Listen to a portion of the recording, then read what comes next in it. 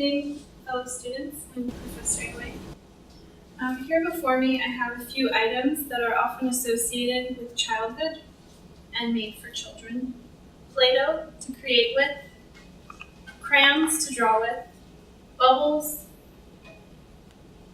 a story to be lulled to sleep by, a toy.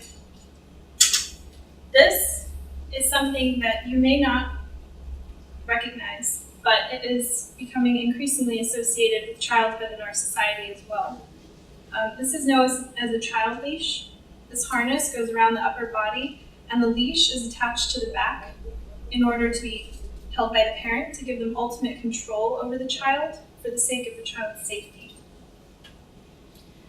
Now, the topic that I will be discussing today is something that I care very deeply about as a babysitter and hopefully future parent. And I've researched it extensively, and I think it's relevant to all of us because although we're just college students right now, you may one day find yourself becoming a parent or an aunt or an uncle or have a friend who has a child if you don't or aren't already. So today I will be discussing why parents should not use child leashes, because they can promote a lack of parental attentiveness, they can be detrimental to a child's psychological development, and they can be unsafe.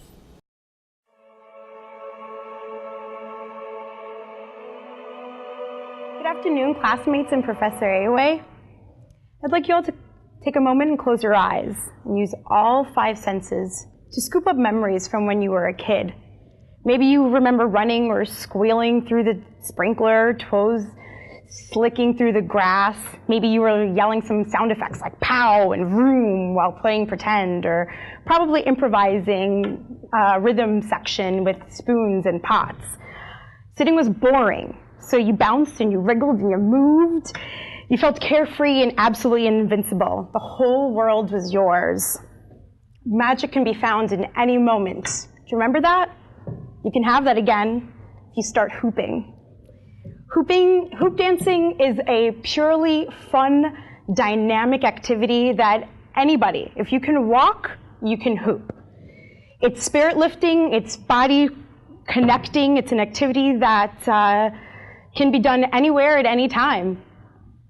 Hooping is inexpensive, and you can learn using the same movements that you use when you're walking.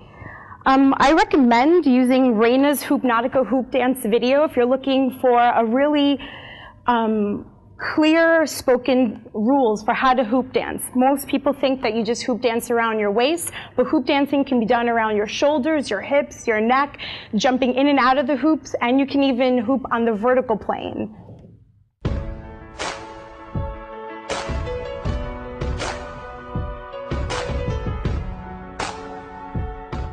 Good afternoon, class and Professor Aowe. My name is Tamara Oden, and I thank you for your time. Now, I want you to think of what first comes to mind when I say exercise regularly. For me, it used to be all kinds of excuses as to why I wasn't doing so, including I don't have enough time, exercise is boring, or of course, I'm just too tired.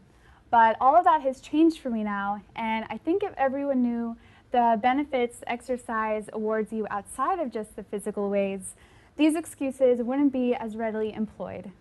Regular exercise not only benefits you physically, but mentally and financially as well. Good evening, classmates. Professor Aowe. 120 million times. 120 million times. This is the amount of times, according to the Penguin Atlas of Human Sexual Behavior by Judith McKay, that sexual intercourse occurs around the world per day. We all know that feel-good feeling after having sex, but do we know why?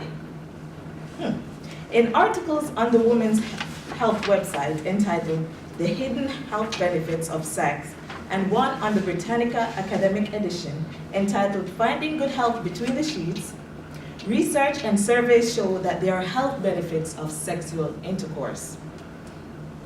I also did a survey right here at BMCC that can prove this theory. So let's explore a few of these benefits. So so that we may become more aware that healthy living isn't just eating right and exercising. Sex is one way of being healthy. Good evening, class. Good evening, Professor Airway. Gong He Fat Choi, Sun Ling Bai Lok, or Happy New Year.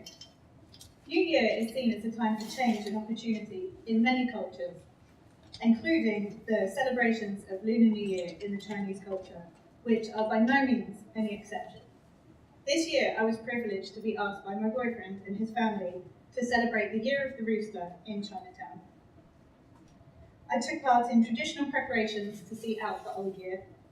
I enjoyed special foods for a long life ahead, and I exchanged red envelopes for luck and prosperity for the forthcoming year. Today, my presentation will share with you some of the ways which Lunar New Year is celebrated in the Chinese culture. And next time you see a lion dance, you'll know the reason for its giant open mouth. So you must marry me.